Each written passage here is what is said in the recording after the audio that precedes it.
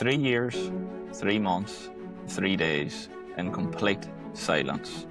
What the hell happened to you, Earl? Well, I think a lot of things. It felt like what an amazing opportunity to do something very unique, I think.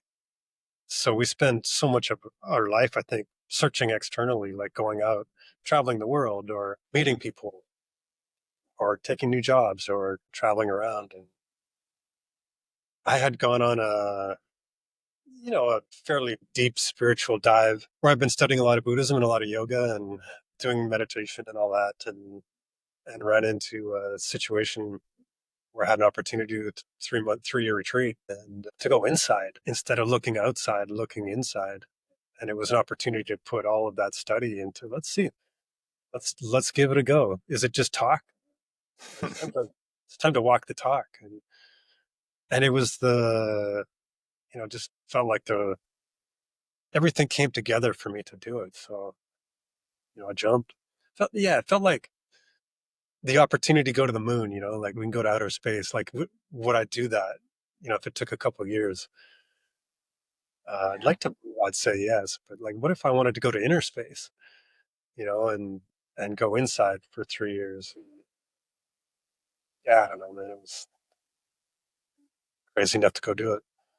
What's the initial adjustment process like? Because, like you said, like we're always kind of searching for something, and especially with like normal life, it's easy to get caught up in those searches. But what's the adjustment like when you go to a place where now you've no choice but to go inside?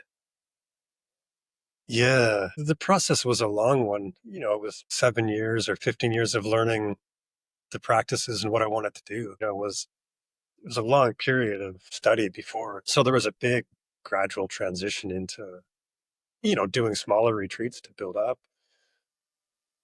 And then, man, I remember walking into the retreat on day one.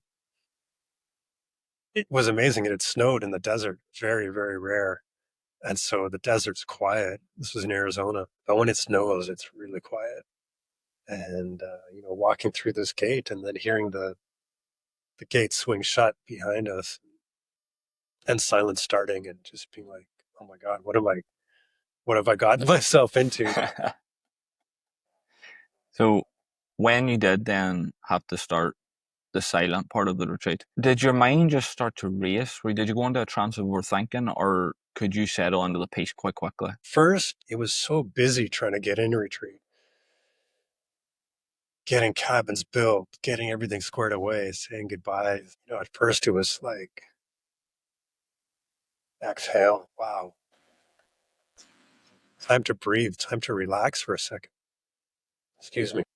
And then the first month we did a lot of maintenance, we did a lot of prep. What we would do was a period of month of deep retreat where I wouldn't see anybody.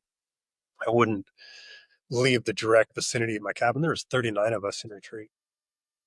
And then we'd have a period of deep meditation for a month. And then where I'd, meditating 9, 10, 12 hours a day. So that pattern alternated: deep retreat, break, deep retreat, break. So on the whole, it gradually got deeper and deeper and deeper. For the most part, towards the end, you start coming out naturally, but it was a, it was a gradual decrease in noise. And I'd say after about 9 months, there was a big shift. I really felt like I was in retreat 9 months in. Yeah. Substantial shift. It's like a The outside, growing period. yeah, like the outside world had faded away. The yearning or the I wonder what's going on, or that kind of had faded. And I felt like I'd learned, how to do what I was trying to do. I was in the groove after about 9 months. I'm trying now to find these lessons after these 9 months, because that's the one thing that thought in my head when I brought you on was there has to have been a period in this journey where the world almost like switches off, and that's when you really do like your self discovery almost. So after that part, when you really were deep in the silence and you were properly in the retreat at this point, what part of yourself did you find the hardest to confront whenever you were completely silent? I think when I got into the groove, that harder part I'd gone through that harder part, which was what allowed me to get into that sweeter place. So at first there was a lot of guilt. That was a big thing for me at first. Was it felt like all the stuff that I'd swept under the rug for 35 years or whatever, all that stuff I didn't deal with emotionally. Now you sit down and meditate and it's like, you want to deal with me now? You want to deal with me now? And you can't really say, and you can't be too busy. I've got nothing to do for 3 years, 1 month, and 28 days. You can't be like, nah, can't be too busy. So I got nothing to do. And so dealing with the guilt of things that I had done in relationships or stupid stuff I'd done in my life kept on coming up and coming up, and then kind of having to acknowledge that and seeing my role in those problems or in those things that I had done and trying to find some sort of forgiveness for myself or ways to move on or feeling purified of those things in a way. A lot of practices in Buddhism to deal with that. And over the long application of that, I think that led into that sweet spot where those troubling thoughts kind of had, I don't know, that typical metaphor of the waves kind of flattening out into some sort of stillness. That metaphor is how it felt. Yeah, that's a kind of theory of overthinking, isn't it? It's like your mind's trying to create other things to do to avoid whatever it is that's underlying. And like you said, most of the time it is probably guilt. But when you were on that retreat and you had to face that, and you obviously mentioned that then you started to understand your role in those moments. Did you find then afterwards that you could reflect on other things in your life? Maybe not guilt, but maybe things that were potentially causing a little bit of an insecurity? I think the beginning was the most obvious things came up first. The biggest things that were weighing on my conscience were like having had been part of abortions in my life or specific people that I had really mistreated. And I think then it just gets more and more subtle. Like, Yeah. okay, I dealt with those things. And then there was like, oh man, I really wished I hadn't done that. Or man, my eyes have really, was I ever shit to my parents? And just being like, okay. I mean, it felt like dealing with those things allowed me to, it felt like there's like when you're cleaning a whiteboard and you just kind of clean, clean, clean, clean, and then it all comes off. Or you slowly clean it off, and then at some point, it felt like that process could be eternal. Like at some point, I just got to stop feeling guilty or bad or ruminating on it in a sense. And now it's time to let go of that stage of retreat. And now it was time to paint the picture and to create the picture of who I wanted to be and to try to develop the qualities that I want to embody as a person. You know, Compassion, love, wisdom. And it felt like a really distinct point. I don't know, 7 or 8 months in of the sandpapering the green. It's like, okay, I sandpapered that out. Now let's carve something beautiful. And it felt like that. And it coincided with a bunch of stuff, like just physically feeling very healthy. It's really hard to be in retreat. You just don't have those things where you go to a social situation and there's cake or food that I know isn't good for me, that doesn't work for my body. In retreat, you just don't have that. It's like I ordered my food, made my request, put it down in a box, didn't see anybody. 2 weeks later, go back, the magical box opens, the paper is turned into food, and it's just it felt very healthy, it felt very clean. And so that physical and mental really, that connection felt very obvious. Doing a lot of yoga, doing a lot of meditation. How long did it take after confronting those guilts and insecurities for you to forgive yourself for those moments? The hard ones took months. Was that a lot of overthinking? It just felt like when I would review it was when the things came up first, those were the heaviest ones. Yeah. And then slowly they weren't the ones that came up first. When I was looking to let go of those things. At first it was like the abortion is a good example. Like, fuck, I really regret that. I really regret doing that. Yeah. And then when that didn't come up first, it felt like, okay, that kind of let that go. I can let that go. Yeah, I do see what you, I do. I understand what you mean. Yeah, I can see where you're coming from. Like you almost started to forgive yourself, and then they didn't come up as much, but they were still kind of there. And then that's obviously where the hard part comes in. But would you say that forgiving yourself was the hardest part? It could be. Yeah. I don't know. I was too intricately tied in to single out a specific aspect like that, I think. But I think that was part of it. It was like feeling okay about having done bad things and acknowledging that and being willing to move on, not forget, but taking responsibility and moving it and moving on and being okay with being a person that had done those things and not having to overly carry that regret or that remorse in a way that was holding me back from being the person that I wanted to be. Well, this like silent retreat did it become almost like a spiritual journey at some point, or was it purely just the internal cleanse? It was a spiritual journey. Yeah. I mean, that was what I was hoping it would be. Um, the things that, yeah, I was going in very much from the perspective of a spiritual journey. The process included, a spiritual cleanse, as you put it, or physical cleanse, but yeah, it was meant to look inside to the nature of reality, to understand, what, I don't know, sounds kind of corny maybe, but like, who am I? Yeah. What's the essence of me as a person? Where is happiness coming from? I'd kind of seen that it wasn't through the accumulation of stuff, or for that matter, the lack of the accumulation of stuff. So let's try something different.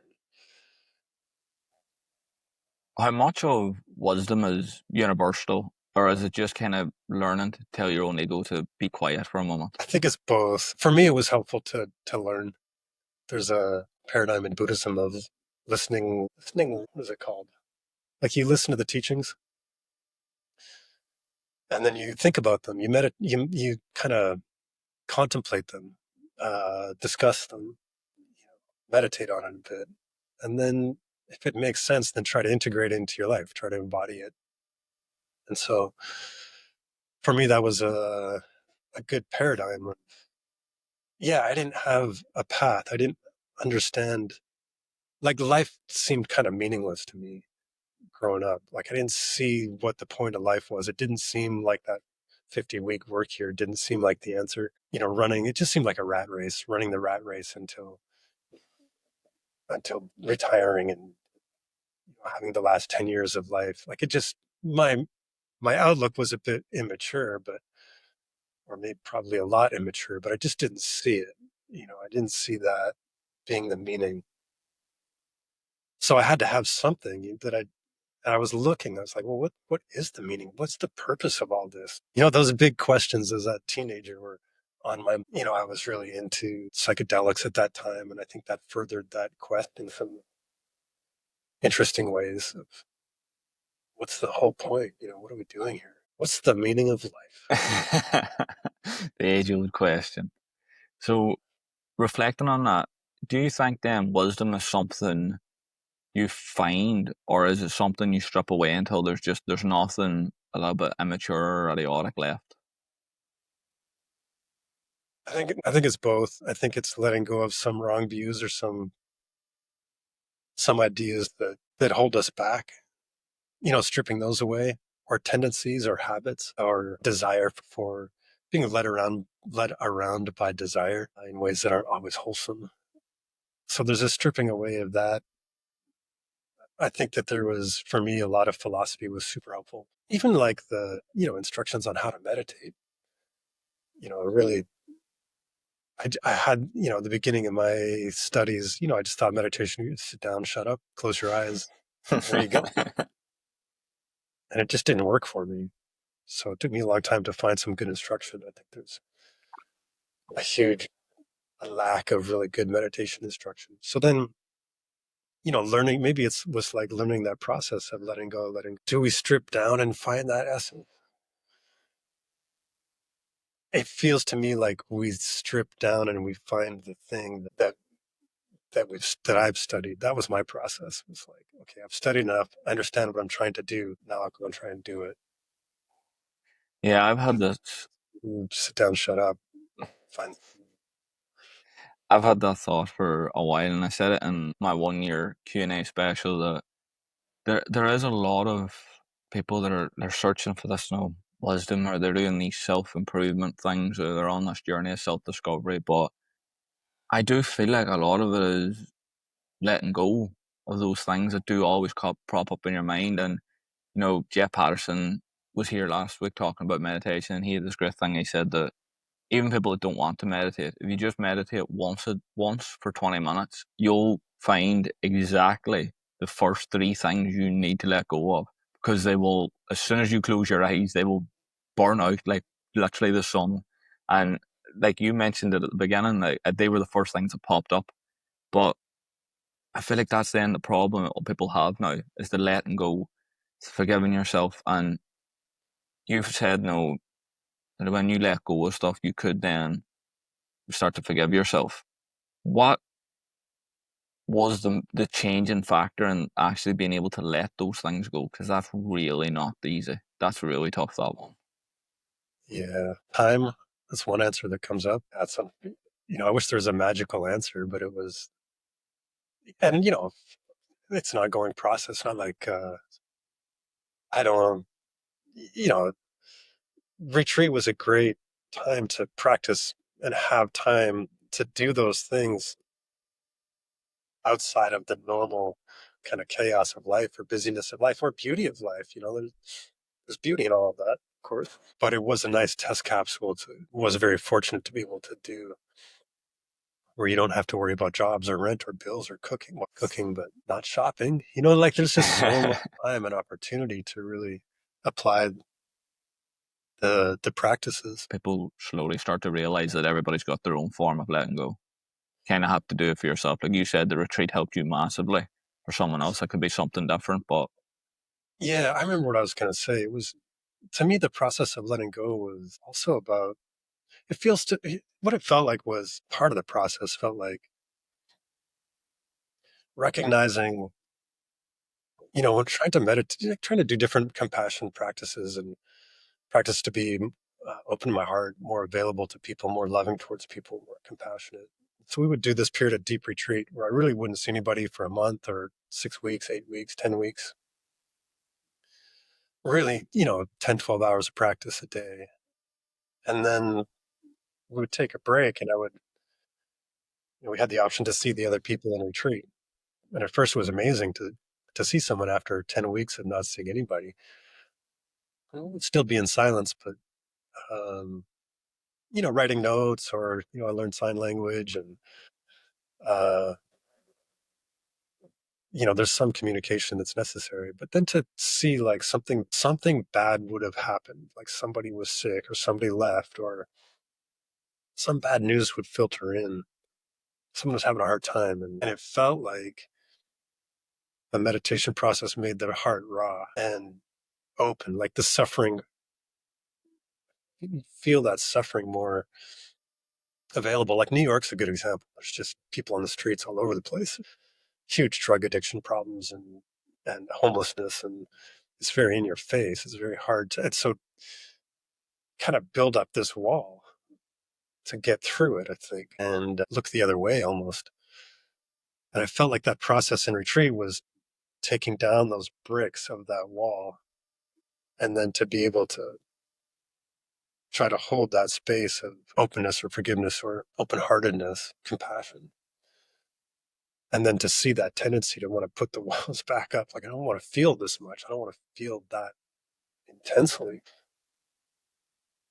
And then it failing over and over again. Like, okay, go back in retreat, try again, take some bricks down again, and try to do the practices, do the meditation, and come back up. And then hopefully catch myself trying to build the wall back up and be like, okay, let's see if I can, do I need that brick? I don't know. if what it's like without that. So it was it's an ongoing process, and retreat was just a really, and we're talking a lot about 3-year retreat, but I think, we could be talking about like you said, like a daily, like 20 minutes, a couple times a week kind of practice. I think is amazing. Like it really, for me, helps me kind of reset every day. It feels like a reset button, you know, unplug the laptop, let it reboot, you know, and I think we'll see. I think yoga kind of came and it had its heyday, maybe.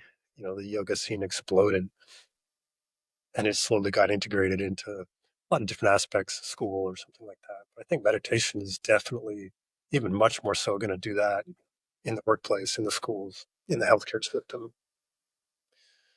And I think we'll see starting, a much bigger idea of people stepping back and doing short retreats, unplugging and trying to steal our life back from these things and valuing. We can talk about 3-year retreat. It's a very extreme example, but the value of being able to step out for a weekend or a half day or a week, I think is amazing. I think we'll see that becoming more of a culturally supported thing. So I've got some kind of hard hitting questions, but I think they're going to perk some thoughts in your head after some of these questions I've tried to force out of you. But in all that silent, what's the most painful truth you realized? If it was, I don't think of it like that so much. The truths that I realized, I think were very beautiful, and they sound kind of corny, but like truthfulness was one of the things that I really saw the profound, a community coming together, really supporting each other and having a lot of integrity and trust, and how that integrity and trust and connection allowed for truth to come out, and the power of living true to the core values. What's the most painful truth? Yeah, I think it was probably just that initial part of reliving being a schmuck earlier in my, just like, oh man, I can't believe I did that. It was really stupid. I don't want to be that person, That let leads that go. in, that leads in nicely to my next question. What was one sentence that you would say to your younger self after that silent retreat? Encourage myself to be less selfish. Probably do a lot less drinking. Hang around with interesting people and do interesting things. Yeah, recognize and appreciate the tremendous opportunity we have and the tremendous support that I had, and be less selfish, more diverse. More diverse. Be more diverse. I'd off and go do something different. So when you finally were allowed to speak again, how did it feel? It was exhausting. It was Really? exhausting. It was totally exhausting. It was wild. We did the kind of the same thing. It's like when you go into retreat, there's like a period of going in and then a deep part of retreat and coming out. My teacher used to describe it as a badly rolled joint, like skin then fat in the middle and then skinny at the end. And retreat's kind of like that. So we had the last 3 months of slowly, having visitors come in and hearing all the news of the last 3 years of the news of the world. So slowly starting to talk to people in very controlled kind of situations, but it was exhausting. It was like an hour of talking. Oh my God, I don't know why, man, but it was exhausting. And it was a very interesting process just to see also, it was very clear the level of distraction that people had, and these things had become prolific. Yeah. And all technology had condensed into one thing. Like there wasn't a camera and a phone. You know, all the technology was now one thing, and everyone had it, and everyone was really quite glued to it. And it just felt like people's attention was really scattered, and it was very apparent. And to see that scatteredness made us a little unhappy. People seemed like that inability to focus and be present in the present, and inability, like watching people's eyes all over the place in a conversation every 5 seconds, having to look at something. And it was really wild because it was so obvious. And then slowly it became less and less obvious, over months and months of time. And then it was like, oh, I remember when I used to notice this thing about people. I don't notice it anymore. And it's not because they've changed. It's like Yeah. I'm now I'm now doing that thing. Yeah, there's a guy that watches the show. He writes in quite often, Damon. I don't know if he's listening, but he wrote this great question to me for one of my Q&As, but Jenny couldn't answer it. But he said, "Why does it feel like we're so addicted to our phones now? We have to jump out of the screen to go back to normal life, and we don't like it." It's such a great question. Yeah, it's wild, man. I love again, one of my teachers is like, you gotta steal your life back from this thing. And it feels like that. It's like I gotta rip my life back from the source of cheap, crappy dopamine hits. And just be like, nah, I've gotta steal my life back. Yeah, said that you noticed the focus thing straight away, which I think people are starting to notice now because they're not on their phones as much, hopefully. But the dopamine issue, did you see that straight away too? Because I started noticing it now. Yeah, How yeah. bad was it from your point of view then? It was super obvious. It was just, and this was in 2014, so it was quite a while ago now. I Probably mean, wasn't as strong back then. I don't think so. I think it's worse now. Yeah. Yeah, much worse.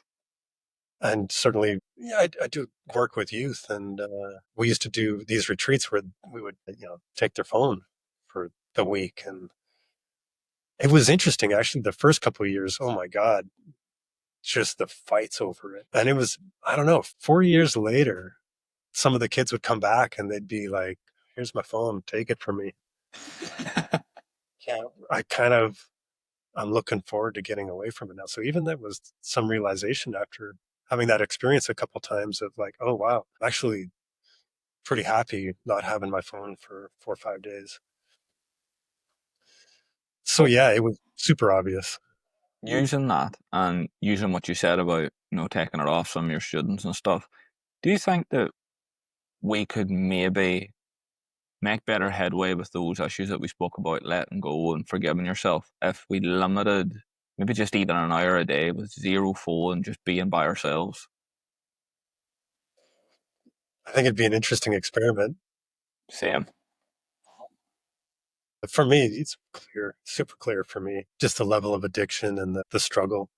And to, try to find ways I try to put a book that I find uplifting and encouraging and thought provoking in my house where I tend to scroll. So at least I have a battle, something to battle with, to set some limits for myself. Like that, like I take a day once a month to just do my practice, like just no electronics, half a day once a month. I'll do 4 or 5 hours of meditation. That's it. And that I find that helpful. But I think it's hard. It's hard to find the discipline.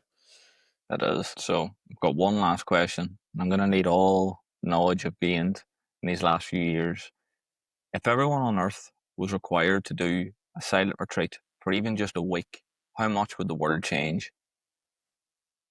If they do it just once or ongoing. We'll say ongoing for now.